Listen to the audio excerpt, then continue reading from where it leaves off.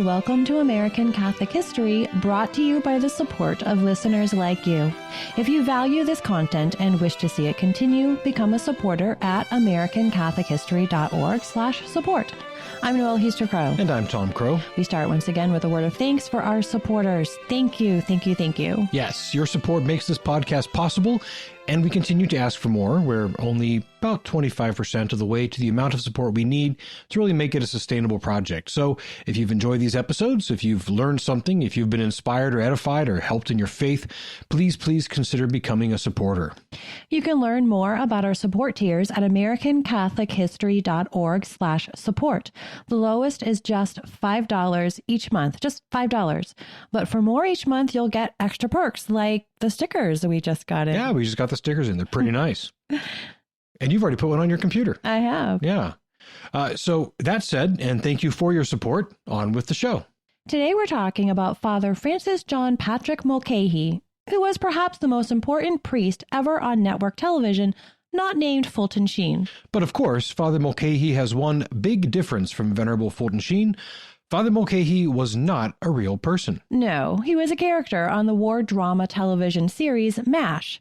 MASH ran for 11 seasons, 256 episodes, from 1972 through 1983, and is widely considered one of the best, if not the best, television series ever produced. For those unfamiliar, the 5 or 10 of you, MASH was a show about the trials and travails of the personnel at a mobile army surgical hospital, or MASH, during the Korean War, the number 4077 to be specific. That's true, though it was widely understood that it was really talking about the Vietnam War. Of course. Yeah. So these were surgeons, nurses, and support personnel in an army hospital that was just behind the front lines of the Korean War.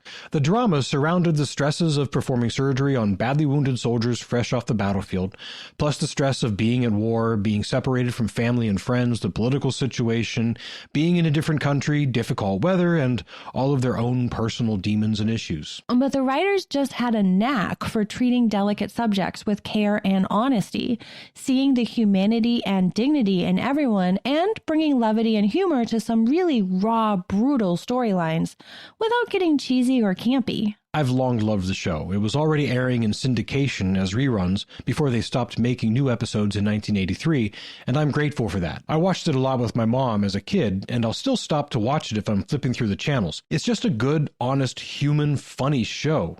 Deadly serious material is handled with a respectful but a lighthearted hand.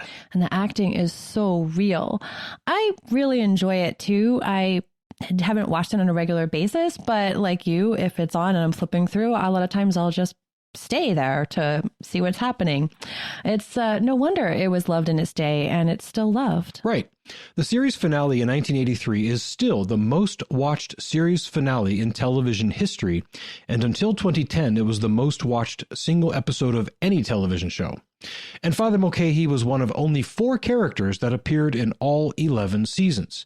The others were Benjamin Hawkeye Pierce, the main character, played by Alan Alda, Margaret Hot Lips Houlihan, played by Loretta Swit, and Corporal Maxwell Klinger, played by Jamie Farr. Father Mulcahy was played by William Christopher, and the casting choice of Christopher really was an incredibly important part of making Father Mulcahy who he was. Yeah, William Christopher did not play Father Mulcahy either in the movie that preceded the series, nor did he play the role in the pilot episode. But the creators of the show decided they wanted someone else in this series, someone with a different spirit, who was a little bit more quirky. They wanted Father Mulcahy to have more gravity, more depth than he had had in the movie or in the pilot. Christopher brought that aura they were looking for. Well, I'd say they picked the right man. Yeah.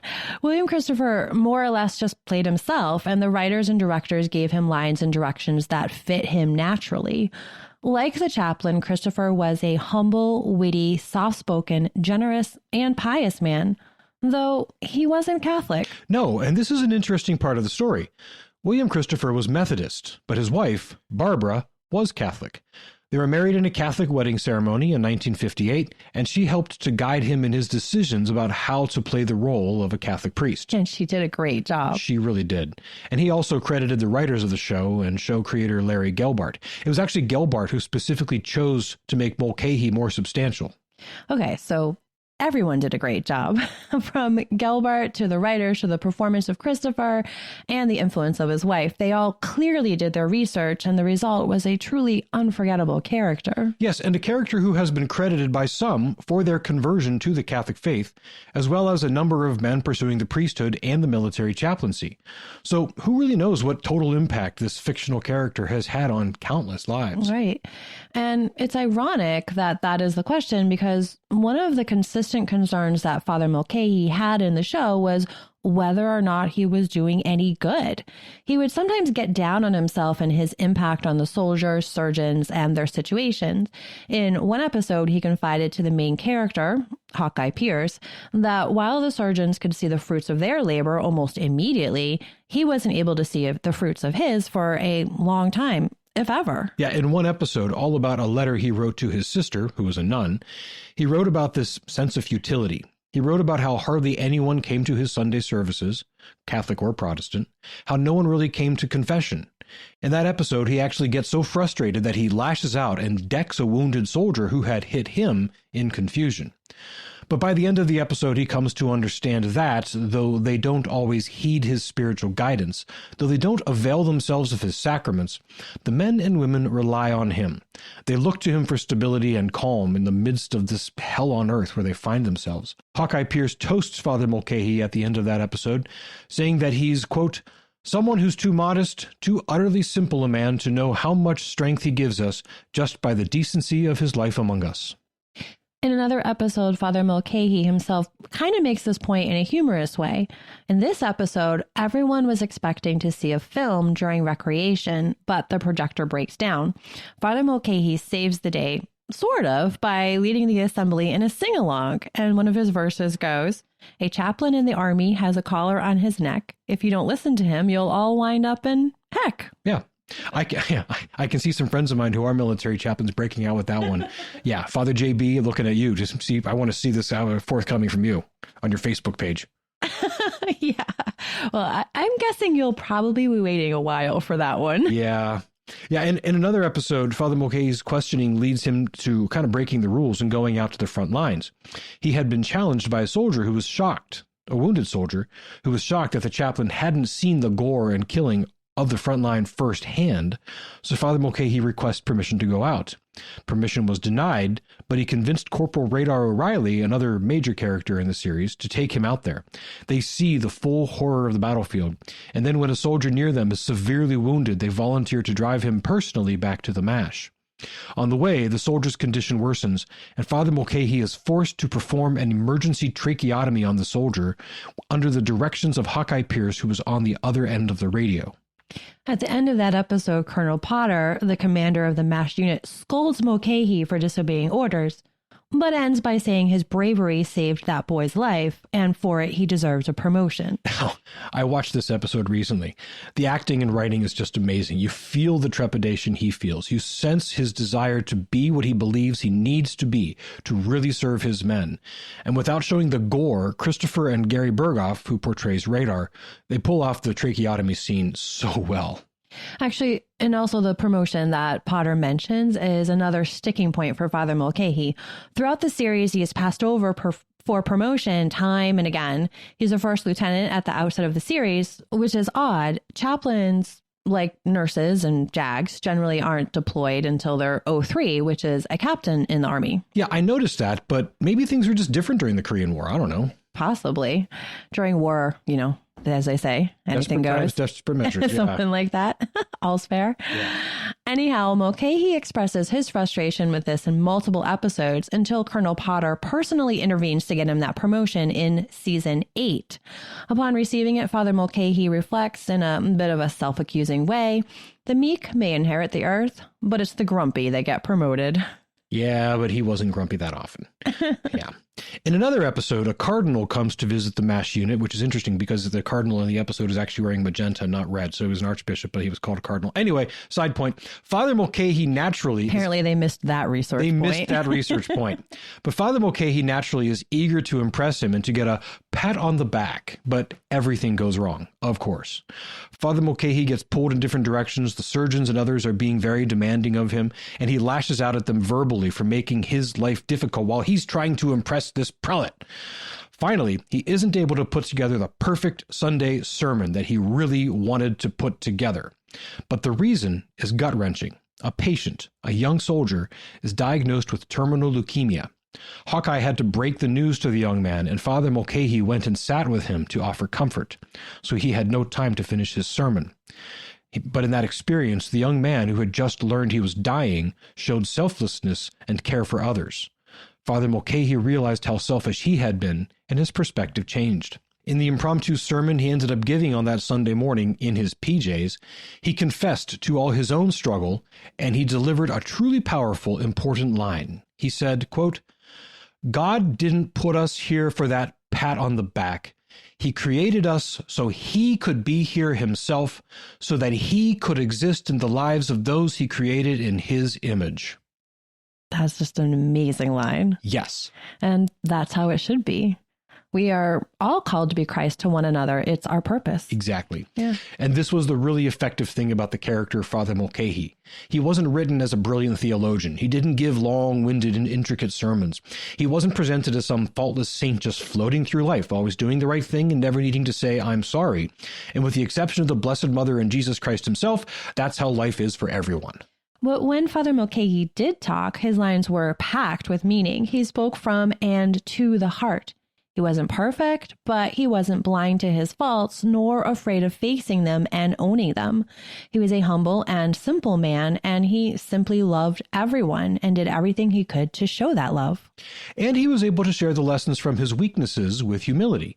His struggle to become more who he was made to be became material to help guide others. What a lesson for life. Seriously, the writers really nailed his character. They sure did. And of course, William Christopher did too. Right. Another episode in which he plays a crucial role revolves around an infant who is abandoned by her mother at the MASH camp. Everyone tells Father Mulcahy to take her to the orphanage where he frequently helps out. Father balks at this because he realizes that the child is half Korean and half American.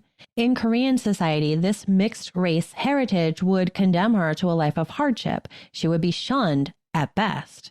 She would be rejected and probably only have a life as a slave or worse. He insists that her only chance for a decent life is if he takes her to a monastery that's not too far away, where she can be raised and educated in seclusion. Then, after 15 or 20 years, the monks could help her get out of Korea. Some of the men protest that that's not much of a life, but Father Mulcahy points out that it's better than what she would face in regular Korean society. They finally relent and let him take her to the monastery. The lesson is that doing the right thing doesn't always mean doing the popular thing, or the thing that initially seems right. Sometimes, in bad situations, the right thing to do will also have some downside, but that doesn't mean it's not still the right thing to do. Yeah. And then, in a 2.5-hour long series finale, the full Father Mulcahy is on display. He's helping out with evacuating the camp and is too near where a mortar round comes down. He isn't wounded, but he gets a concussion, and the other main doctor, B.J. Honeycutt, diagnoses him with damage to his hearing, possibly bad enough to lead to complete deafness. Father presses Honeycutt to vow not to tell anyone, because if they sent him home, he would no longer be able to help that orphanage.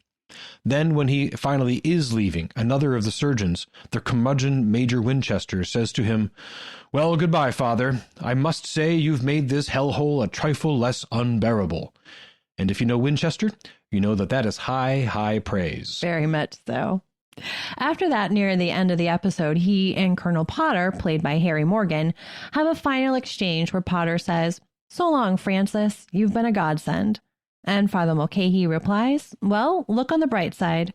When they tell us we have to do time in purgatory, we can all say, 'No thanks, I've done mine.'" After MASH, William Christopher reprised the role of Father Mulcahy back in the States in a short-lived series called After MASH. Christopher, other MASH alumni, and the writers were excited about the project and really thought they could have a successful run showing the life of the characters once they returned stateside. But the network brass at CBS threw cold water on their plans. They took too much creative control and tried to turn it into something saccharine and too canned. It only lasted a few seasons before it was canceled. Christopher would play different guest appearance roles, often as a priest, in a number of other shows through the years. The Love Boat, Mad About You, and Murder, She Wrote among them. He also starred in a few movies, but nothing was as big as MASH. Yeah, how could anything be that big? True. In his private life, which again was more or less a husband and father version of Father Mulcahy, William Christopher was married to his wife, Barbara, from 1958 through his death at the very end of 2016. That's 58 years. And they had 2 adopted sons, John and Ned. Ned has autism, and Christopher devoted a good deal of his life to charitable causes to support research into autism and supporting families that deal with it. In an interview he did in the early 1990s, Christopher reflected on his time as Father Mulcahy and how he was received.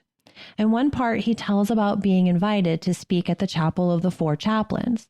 The 4 chaplains were 4 Army chaplains, 1 Catholic, 1 Jewish, and 2 Protestants, who gave up their life vest to soldiers aboard the USS Dorchester after it was torpedoed in the North Atlantic during World War II. William Christopher was invited to speak at the chapel, and in his characteristically humble way, he talked about how unworthy he really was to speak there, since he was only an actor. But naturally, the point of inviting him was to have one who so well presented the best of the military chaplaincy come to speak. And whether or not he was an actor, if he really did love the character of Father Mulcahy, then Christopher was well suited to speak there, because of his achievement and his impact on our culture, and so ably portraying such a well-loved character. This has been American Catholic History. If you enjoy American Catholic History, please become a supporter. We've got great perks for supporters, including exclusive content, books, mugs, and personal conversations. And stickers. And stickers. Get information on how to become a supporter and the perks at americanCatholicHistory.org/support. Also on our website, sign up for our newsletter. Learn more about William Christopher and Father Mulcahy. See about our pilgrimages. We have one coming up to Kentucky and the Holy Land in August 2023. And find other episodes that you might be interested in. We love getting your feedback and suggestions for episodes. You can email us at feedback@americancatholichistory.org, find us on Facebook at facebook.com/AmericanCatholicHistory, on Instagram at ACH_podcast, or follow us on Twitter at ACH1513. I'm Noelle Heaster-Crow. And I'm Tom Crow. Thank you once again for joining us on American Catholic History, made possible by listeners like you.